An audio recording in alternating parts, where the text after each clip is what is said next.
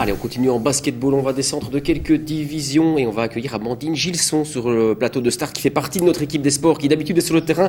Soyez la bienvenue sur le plateau. Amandine, vous étiez cet après-midi du côté du Mozajambe pour un match en première provinciale chez les messieurs. Oui Nicolas, tout à fait. Nous vous rapportons des images toutes fraîches de la rencontre de cet après-midi. L'équipe de Faux était en déplacement au Mozajambe pour une rencontre au sommet. Avant le match, les équipes étaient toutes deux troisième ex-aequo. L'enjeu de la rencontre était simple, terminer en pole position. On découvre ensemble le compte-rendu de la rencontre sur des images de Yves Delvaux. Faux joue en rouge et le Mozajambe en bleu. Dans le premier quart-temps, les deux équipes se tiennent et aucune ne parvient à faire la différence. Elles font toutes les deux preuve d'énormément de réussite. Au bout des 10 minutes, le Moza compte une légère avance, c'est 23-21. Le deuxième quart-temps est différent. Olivier Pêcheux enchaîne les paniers à 3 points, ce qui permet aux Falsitombiens de creuser l'écart. De leur côté, les Jambois ne trouvent pas la faille dans une défense solide. Ils manquent de réussite et sont complètement absents au rebond. Faux rentre au vestiaire avec une belle avance, c'est 40-52 à la pause. À la reprise, le Moza est transformé. Il trouve des solutions en phase offensive et renforce sa défense. Les deux équipes se battent sur chaque ballon. À la fin du troisième quart, Faux ne compte plus que 2 petits points d'avance, c'est 65-67.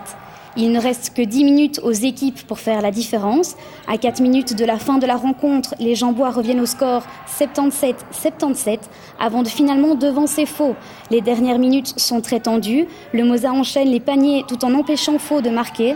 La rencontre se termine par une belle victoire de l'équipe locale qui la doit peut-être un peu aux supporters qui n'ont pas manqué de se faire entendre. Score final 86-83. Oui, et Faux qui jouait il y a 3-4 ans en deuxième provinciale se retrouve en tête de la série de cette première provinciale avec, on le voit, beaucoup de monde au bord du terrain. Amandine, il y avait de l'ambiance, un match en jeu cet après-midi.